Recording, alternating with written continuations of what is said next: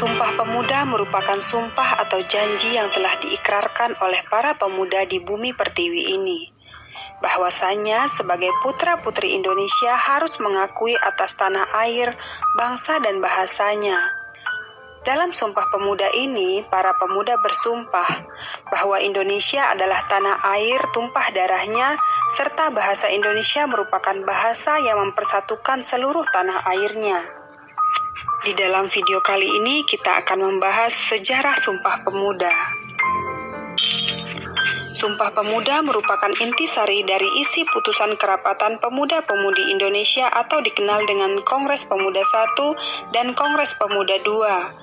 Melalui hasil kongres itulah kita bisa mengenal istilah satu tanah air, satu bangsa, dan satu bahasa, yakni Indonesia yang kemudian dikenal dengan nama Sumpah Pemuda.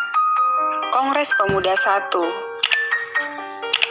Peranan pemuda dalam pergerakan nasional dimulai sejak berdirinya Budi Utomo tanggal 20 Mei 1908. Dalam perkembangan selanjutnya, organisasi itu lebih banyak diikuti oleh golongan tua.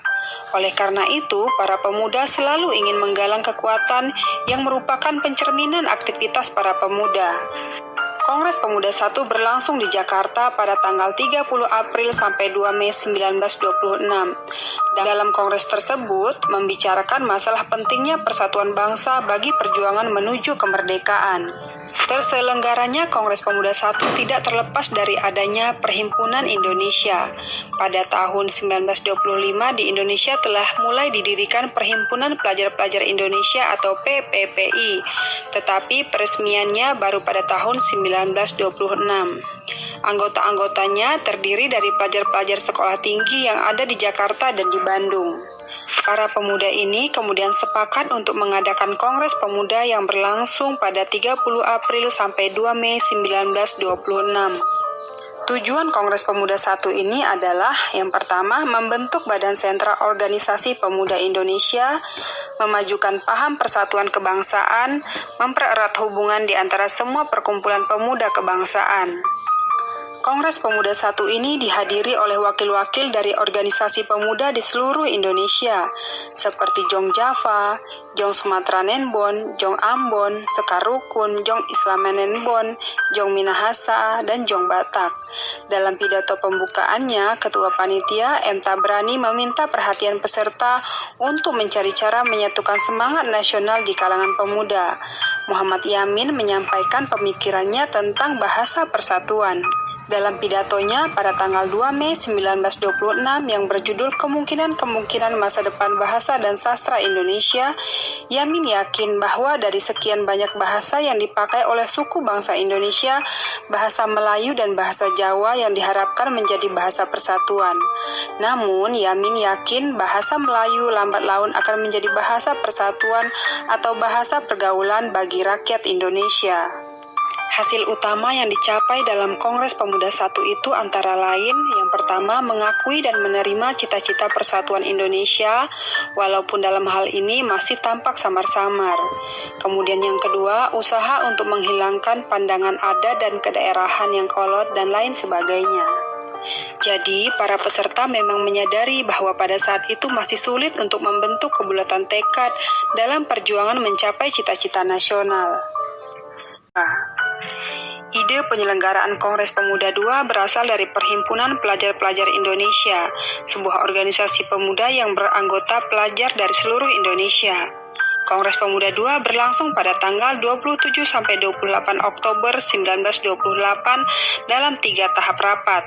Rapat pertama berlangsung di Gedung Katolike Jongelingenbon di Waterlooven, sekarang Lapangan Banteng, kemudian dipindahkan ke Oost Java Bioskop di Koningsplein North, sekarang Jalan Medan Merdeka Utara, dan kemudian Gedung Keramat 106 baru dipakai untuk rapat ketiga sekaligus penutupan rapat.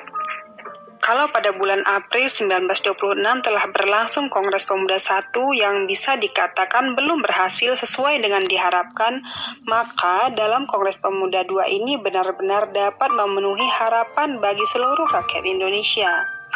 Namun, Kongres Pemuda I tidak dapat dikatakan gagal total karena telah berhasil meletakkan dasar-dasar persatuan. Tujuan Sumpah Pemuda adalah sebagai berikut: melahirkan cita-cita semua perkumpulan pemuda-pemuda Indonesia, membicarakan beberapa masalah pergerakan pemuda Indonesia, memperkuat kesadaran kebangsaan Indonesia, dan memperteguh persatuan Indonesia. Kongres dilaksanakan di 3 gedung yang berbeda dan dibagi menjadi 3 pertemuan. Pertemuan pertama, Sabtu 27 Oktober 1928 dilaksanakan di Gedung Katholike Jongenlingenbond atau GOC, Waterloo Plain, sekarang Lapangan Banteng. Dalam sambutannya, Ketua Sugondo Jojo Puspito berharap konferensi ini akan memperkuat semangat persatuan di benak pemuda. Pertemuan kedua, Minggu tanggal 28 Oktober 1928, dilaksanakan di Gedung OS Japa Bioskop, membahas masalah pendidikan. Dan yang ketiga, acara dilanjutkan dengan pertemuan ketiga yang dilaksanakan di Jalan Keramat Raya 106. Sunario menjelaskan pentingnya nasionalisme dan demokrasi selain gerakan kepanduan.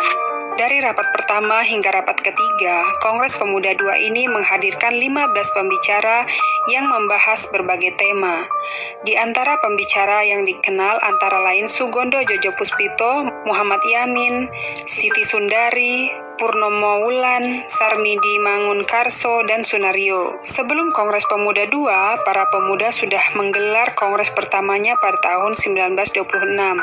Tabrani Suryo Wicitro, salah satu tokoh penting dari kongres pertama, peserta kongres pertama, sudah bersepakat menjadikan bahasa Melayu bagi bahasa persatuan.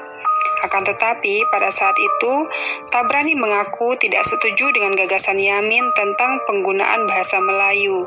Menurut Tabrani, kalau Nusa itu bernama Indonesia, bangsa itu bernama Indonesia, maka bahasa itu juga harus disebut bahasa Indonesia dan bukan bahasa Melayu, walaupun unsur-unsurnya Melayu.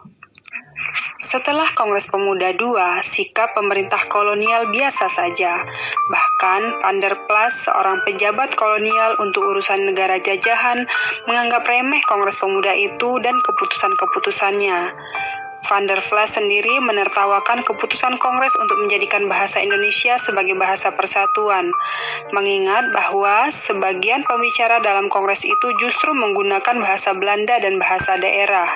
Sugondo sendiri, meskipun didaulat sebagai pemimpin sidang dan berusaha menggunakan bahasa Indonesia, terlihat kesulitan berbahasa Indonesia dengan baik. Akan tetapi, apa yang diperkirakan oleh Van der Plas sangatlah melesat.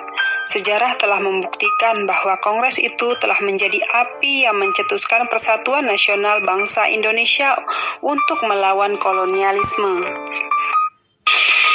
Tersebut, Muhammad Yamin menuliskan rumusan Sumpah Pemuda pada secari kertas yang dibacakan oleh Sugondo dan kemudian dijelaskan panjang lebar oleh Muhammad Yamin. Dalam kongres itu pula, untuk pertama kalinya lagu Kebangsaan Indonesia Raya ciptaan W.R. Supratman dikumandangkan di depan banyak orang peserta kongres.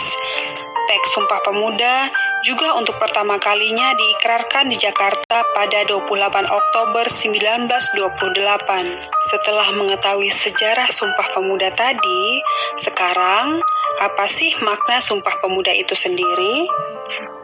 Sumpah Pemuda merupakan bukti autentik bahwa pada tanggal 28 Oktober 1928, bangsa Indonesia telah dilahirkan. Proses kelahiran bangsa Indonesia ini merupakan buah dari perjuangan rakyat yang selama ratusan tahun tertindas di bawah kekuasaan kaum kolonialis.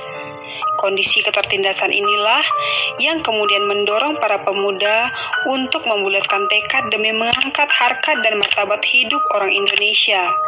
Tekad inilah yang menjadi komitmen perjuangan rakyat Indonesia hingga berhasil mencapai kemerdekaannya pada tanggal 17 Agustus 1945. Sesuai namanya, Sumpah Pemuda dirumuskan oleh para pemuda. Mereka kemudian menjadikannya sebagai dasar untuk membangkitkan rasa nasionalisme. Para pemuda tidak lagi berjuang sendiri, melainkan bersama-sama. Makna Sumpah Pemuda bagi generasi muda terkandung dalam 3 isi penting momen sejarah, yaitu bertanah air, berbangsa, dan berbahasa. Apapun makna dan pengertiannya, satu hal yang pasti adalah bagaimana momen ini harus dijadikan sebagai titik untuk mempersatukan bangsa Indonesia. Demikian tadi penjelasan mengenai sejarah dan makna Sumpah Pemuda. Terima kasih telah menyimak video ini.